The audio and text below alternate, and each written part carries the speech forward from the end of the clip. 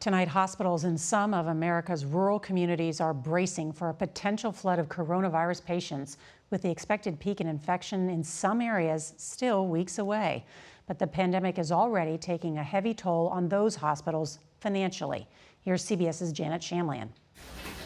These are frightening times for rural hospitals like Rolling Plains Memorial, which has recently lost almost $2 million in revenue.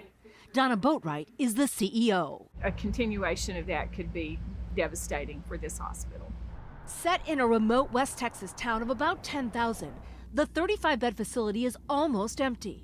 One of its biggest revenue makers, elective surgery, had been put on hold to save room for COVID-19 patients. They've only had one. We're trying to be positive and know that we're doing the right thing for the spread of this disease, but it's a financial strain for sure. Nurse Stephanie Smith and her co-workers have taken pay cuts as the hospital struggles to balance its books. Not easy in small towns where young people are leaving, and those who are older, poorer, and sicker remain. For 77-year-old Mila Gibson, who has respiratory problems, Rolling Plains is a lifeline. If the hospital here closed, where would you go? Well, hopefully if Abilene can keep holding out. How far is that? That would be an hour drive for me. That's a long way. It is if you can't breathe or if you have a heart attack.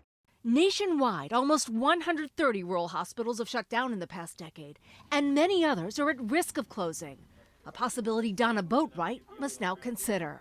As a caregiver, I can tell for you it's more than your job. It is. This is, I'm